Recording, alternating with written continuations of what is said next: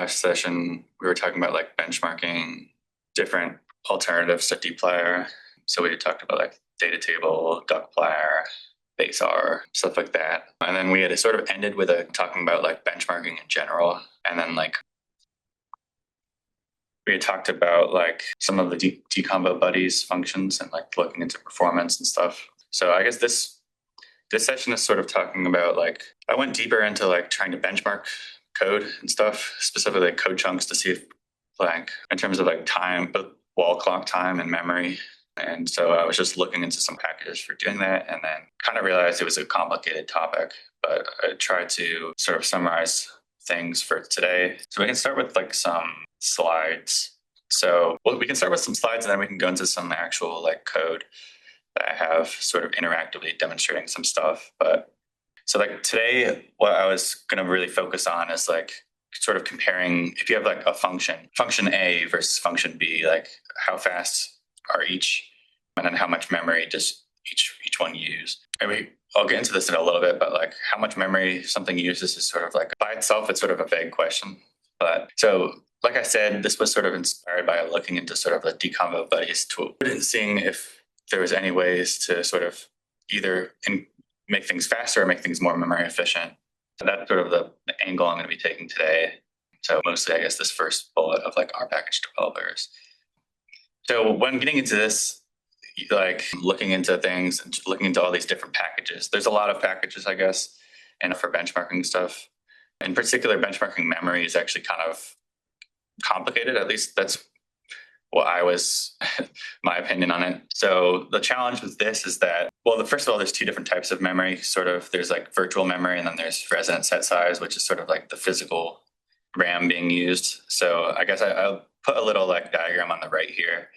So like in your process, there's like a heap where all the objects go, or all the objects are sort of allocated into memory. And then that R process, like the operating system, like just chooses how to allocate that memory. So it can allocate it into physical RAM, which is like this RSS, or occasionally, usually this is if the RAM is getting like close to the limit, things can go into like this swap space. So you can actually, like the operating system might choose to put some of the stuff that hasn't been used in physical RAM for very long. It might swap it out onto the disk, where there's obviously there's a lot more space on disk than there is in RAM. RAM is sort of precious.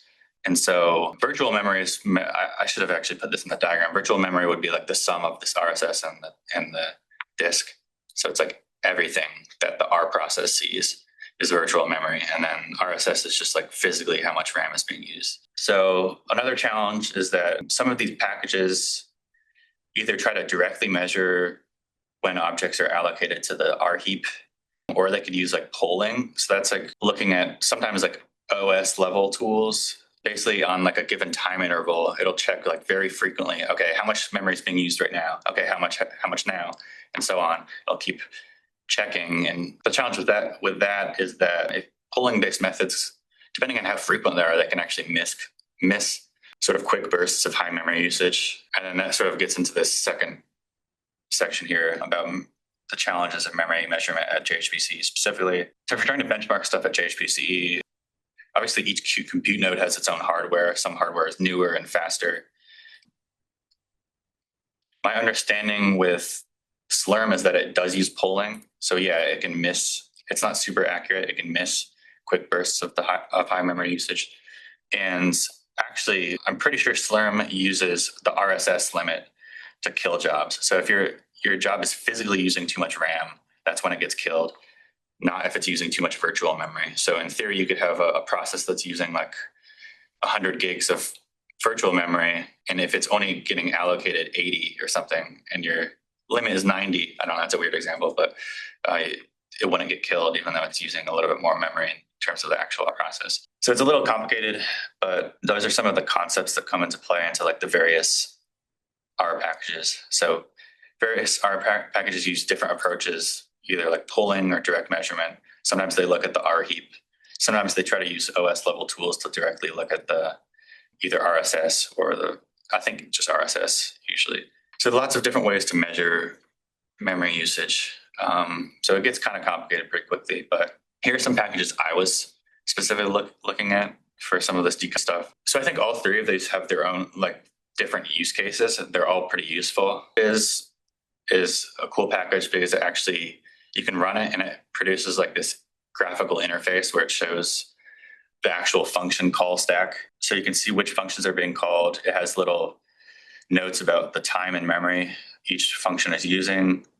And it has like this x-axis which is time. So you can see exactly when things are, like how long each function call stack is taking. So I will show that an actual interactive demo of this because it's kind of hard to describe without seeing it. But basically, it's like a graphical interface, and I found it helpful as a starting point. Just if you're not really sure where your function, if you're trying to improve a function in your R package or whatever, and you're not really sure where the function spends its time or where it's allocating memory, I think this is a nice like starting point to show you like what the main things are that are taking up time in memory. Another package is bench. So like the benchmark function, and specifically I was using a bunch. So that profile is like wall clock time and then memory allocations. So by memory allocations, I'm not talking about peak memory usage. I'm talking about like the total amount of memory that is being allocated for various objects. So the complicated thing about that is that there's like also garbage collection. So like stuff can get allocated and then memory can get freed. So you're not really sure, depending on when things are allocated and freed, you're not really sure what the peak memory usage is. And peak memory usage is sort of relevant for us at JHPCE because that's what determines how much space we need to allocate and when things get killed. So it's not quite measuring what maybe the thing we care about most, but usually those two things correlate. Like obviously, if you're allocating big things, then the peak memory can only be so low. My understanding was that it looks at the heap. And so some things that are like allocating memory in sort of non-standard ways, like for example, BIOS parallel, I think it spawns its own processes and some child processes in some cases. And you're not going to really see that if you're looking at the heap for the main process. I was trying to figure this out. DuckDB, I think, is also complicated, but I wasn't quite sure about how that really works. So might not be the best example. And then finally, there's peakRAM. So this is maybe directly what maybe the most useful thing for us. Like we care about how much memory is used at its peak.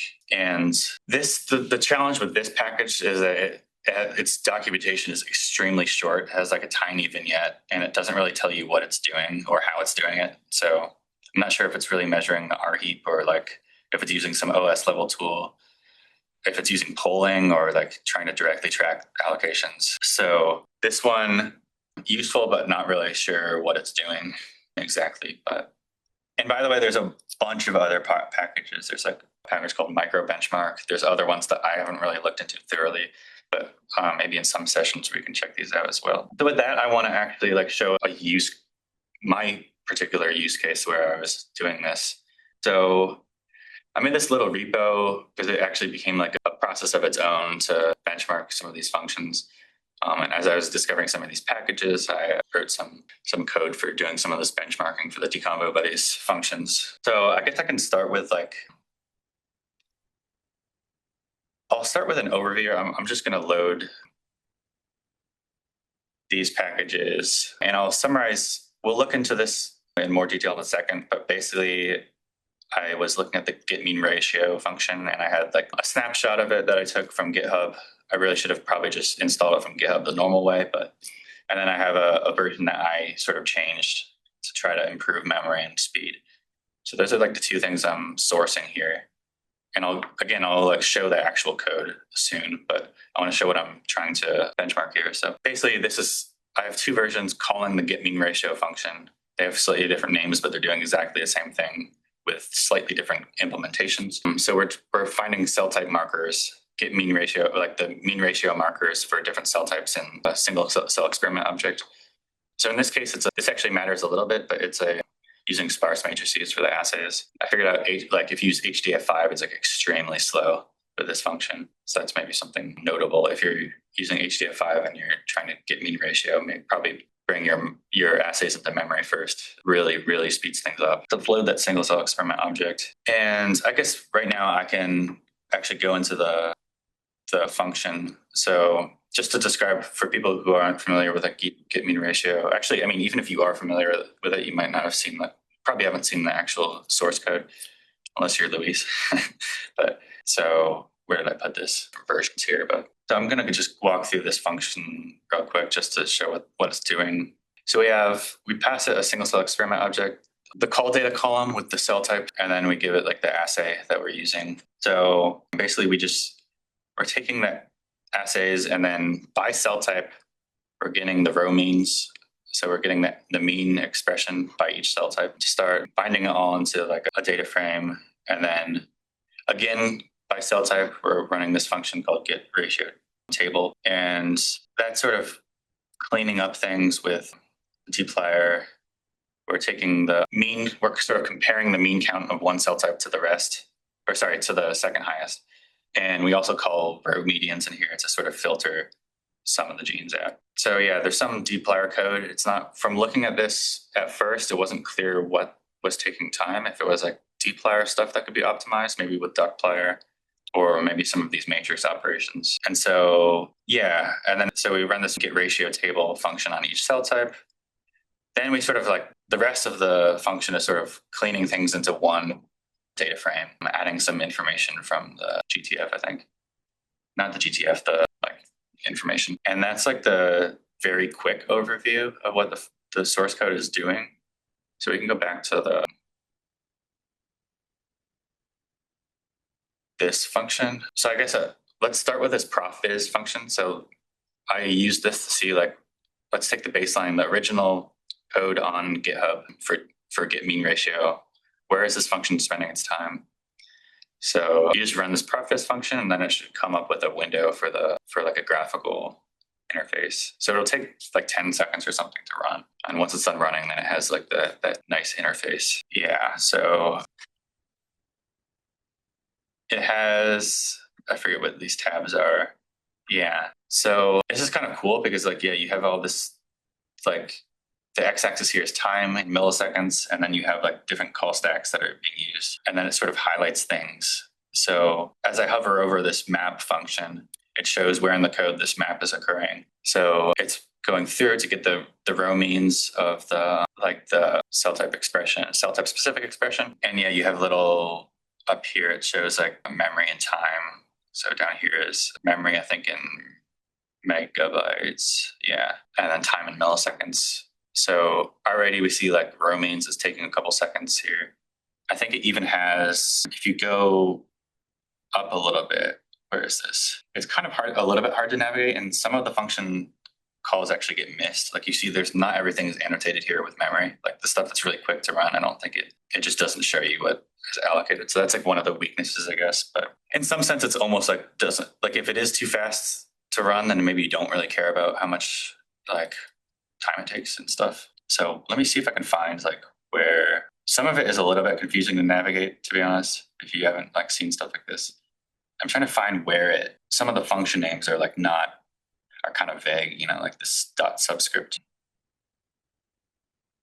So where does it show? At some point it normally would show, when I went through this, it would show like the row means function. I'm not sure where okay, that's a different loop here. It's I swear it was one of these. And now this thing's getting in the way.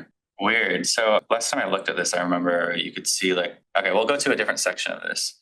So here's the other map loop where we're going through that get ratio table, which is taking up a lot of the time, just not surprisingly. So here you can see the row medians function. And so one of the things it shows is that it does an aggregate time.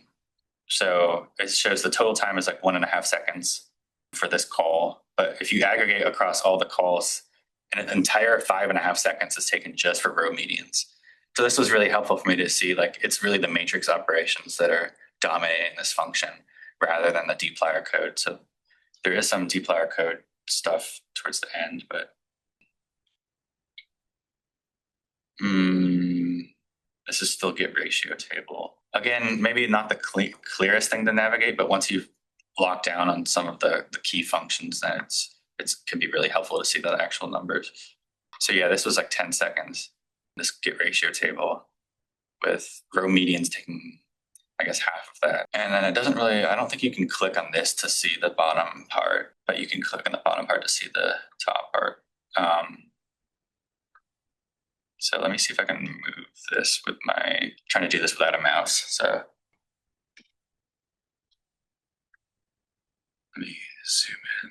So these are the, I'm trying to find the end part where it's still in the get ratio table snapshot. I think it's actually this tiny piece at the end, which is some of the dplyr code. Or no, it still says get ratio table snapshot. I'm not sure, but yeah, some of this is hard to navigate. But in summary, like we found from this, we could sort of see that the matrix operations were dominating a lot of the time, and I think the memory as well. So that was useful as a starting point. That's what I found from this. So once you do that, then you can. I also just ran benchmark. So that you give it like both. There's a bunch of ways to run it. One of the ways to run it is to give it multiple function calls. So we have the old version and the new version. You can say how many iterations you can do so that it takes like a median time and stuff. So let's run that, and it'll take a while because I chose an example that kind of took a lot of time. Maybe I should have made a smaller data set for this, but it should take like 30 seconds. And so I guess we can talk about like one of the things I changed here. So once I figured out that the matrix operations were what was dominating things, I tried to, well, one of the things that was happening, actually, let me go back to the original function. So one of the things I noticed is that we're subsetting the assay. So the assays are pretty big in memory, right? So we're subsetting the assays here in the row medians call and get ratio table. And then we're also separately subsetting it here in this row means call. And so one of the things I was trying to see, like, well, maybe we can save memory if we just subset the assay once and then do the matrix operations together. So that was one of the main changes I made. So now this get ratio table function doesn't call row. It actually takes the medians as input instead of calling it inside this function. And then we basically like subset the assays in advance just once, and then call row means here and row medians here right after each other. And then the other benefit for that was that with like the bulk of the work being done right here, then it was easy to loop over with parallel bplapply. So we could also parallelize things. So that was another benefit to that. So that was like the main thing I changed when I was trying to like optimize this a little bit. I actually did try like a version with like, I tried it with dplyr and I tried it with data table. So I converted some of these up, like some of the syntax for the data frames to data table. For some reason that didn't change it actually made the runtime a little larger. I don't know why, but in any case, like the data frame operations were not really dominating. Like they weren't spending much time in total anyways. So yeah, I ran the benchmark here. So we can actually, let's take a look at that. So this result data frame is like, it gives you a little data frame with a bunch of stuff. So we have the two function calls, the minimum amount of time taken by any of the iterations, the median time in seconds.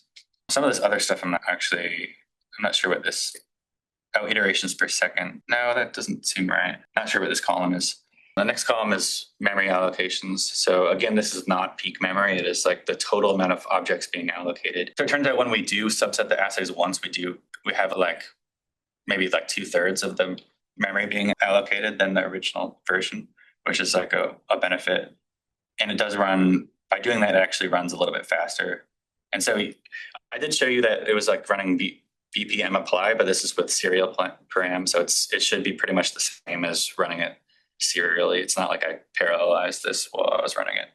And so it's slightly marginally faster, like 2/3 of the memory allocations. We're not really sure yet how much peak memory this is using in comparison, but it's allocating less. So that's some of the information you get. The other columns I don't think are as like, it has the memory allocations in every single iteration and the details of that. But I feel like these numbers are kind of like the majority of the time, that's probably what you really care about. So meanwhile, let's run this peakRAM function. So just like benchmark, you just provide it like the function inside here. So I'm going to do the peakRAM for the original approach versus the new approach. This should also take a little bit of time. And yeah, I think I tried a bunch of things. Actually, sorry, let me run this. I even tried duckplier, but that didn't seem to help either. This was just like the original function, but pretty much like sometimes you would make like a tibble to make sure it's trying to delay and optimize operations and stuff. But yeah, don't know why it didn't help, but okay, so we separated these into two different data frames. Let's just put them together and make it a tibble result. So by itself, I should show what it looks like. So it has elapsed time, total RAM use, and then like the peak RAM, which I think is the most interesting. So right away, this is kind of interesting because, well, we get the same like message in terms of time. It's like very marginally faster, a new approach, but actually it's using more memory, despite the fact that it's allocating less memory. And so the reason I think for that is because basically, if we go back to this code, this approach is, sorry, this is this one. It's loading like each assay piece in memory all at once. And then it's doing the like Romeans and Romanians on that all at once. But basically all this phase, everything's in memory and it's not looping through and doing things subsetting one by one. So basically that leads to a fact where like after this chunk of memory, after this chunk of code, I think we have the peak memory hitting something higher than the original function, even though it's actually allocating less memory total and it's a little bit faster. So that's like one downside to this approach. So if I were trying to optimize for peak memory, then I wouldn't, like this would actually be a slightly worse. But I think overall it's worth it because this approach where we separate the assays means that we can dispatch each piece of the assay to bplapply and then parallelize it efficiently. So I think overall it's worth it, but this is just sort of like a message where like just because you're allocating less memory doesn't mean that you actually use less memory to the peak. So that's kind of an interesting case here. So after that, I did some code to sort of like put these results together in the same data frame and then compare them side by side. But I think we sort of already did that, where the elapsed times were similar, profiled by benchmark and peakRAM. That's not surprising because wall clock time is really easy to measure. And then, yeah, despite the lower memory allocation of the new approach, we actually have slightly higher peak memory. So those were like the findings here. So yeah, that's some of these packages. I also wanted to show so this was helpful. Before I found the peakRAM package, I was using SLURM, like job report from SLURM jobs to sort of figure out what the peak memory usage. So I did do some of that. I want to sort of summarize what this whole thing I did. So I wrote this job to submit different versions of these algorithms. So one of the versions had the assays on disk as HDF5 assays. The other one was sparse matrices. And then I ran the two versions of get mean ratio, the old and new version, tried parallelizing it with multiple cores in the case of the newer algorithm, which can be parallelized. So I ran different iterations of this. The single core versions I ran with each data set, and then I ran the multi-core versions with different numbers of cores. So that would allow me to see what SLURM actually reports for the memory usage in case it's sort of different from how peakRAM is working or stuff like that. So I guess I'll just get to the results of that compiled stuff. So let's get into some of these results. So for the single core, I call it improved, but it's not really improved in every way. It's worse than peakRAM. So yeah, we have the old and the new version. So both HDF5 and sparse assays are using a little bit more memory, but in terms of what SLURM reports. So both the resonant set size and then the virtual memory are higher in the newer algorithm, despite the memory allocations being lower. For some reason, the memory allocations are the same for HDF5, but lower in sparse. Don't know what to make of that. I'm not sure why that's happening. But so this was one visualization. Another, I was curious how parallelization actually affected the memory and runtime. This I really just did not, I could not figure out why this was happening. Maybe it's because of the polling rate or something, but as in the newer algorithm, so at one core, like we saw from the previous plot, it's using slightly more memory than the original algorithm. More peak memory, I should say. As the number of cores goes up, this is not time, this is memory, right? So for some reason, it's saying that the memory usage is less. And again, this is what SLURM is reporting, not like the process. So it's not something about like BioSeed parallel being weird or trying to like not measure what's actually going on. But this might be the polling rate again. So that SLURM is just missing memory allocations, or maybe it's not. Yeah, I don't know. This is basically it shouldn't be using less memory as we increase the number of cores, obviously. So this is not super useful, but it does show you that like SLURM's reporting is not always accurate. So we can look at that, and then we can look at time, wall clock time. So like we saw before with the sparse matrices, so on the left we have like the benchmark median time multiplied by the number of iterations that I did, and then the wall clock time. So this should be pretty much the same, other than the wall clock time also includes time for like loading the SCE object and then loading the libraries and all that. But other than that, they pretty much agree. From what we saw before, the sparse implementation, the newer algorithm is slightly faster. In this case, it's like, I don't know, 7/8 or something. And then as you increase the number of cores, for some reason, it's not getting much benefit. Like obviously it's a little bit faster, both for HDF5 and for sparse, but like the actual, like if you multiply the cores by 4, you only get like, I don't know, like 80% of the speed or of the time, which is like pretty bad. So I'm not really sure why it's so inefficient in terms of that, because it seems like we allocate the assay pieces in advance, and then we dispatch each assay piece to a different core. And then the actual results are fairly small because it's doing a mean across all the columns. Generally, the assays are really going to be large in number of columns, but like a single column is not going to be that big, which is these means and stuff. So a little bit mysterious why it's not benefiting very much from parallelization. But yeah, I think this was worth checking out just to see if we could get speed benefits. With HDF5, the speed benefits were like a lot better, interestingly. And also note the scale of these times. Like, look at this, 15,000, this is in seconds, 15,000 seconds up here. And then like the scale goes up to like 175 down here. So like, it's absolutely ridiculous how much slower like this function runs with HDF5 assays. And in general, this has been my like the more I've used HDF5, the less I like it, to be honest, just because it seems so slow. And a lot of times you can get away with fitting things in memory, especially when as sparse matrices, things aren't usually that big.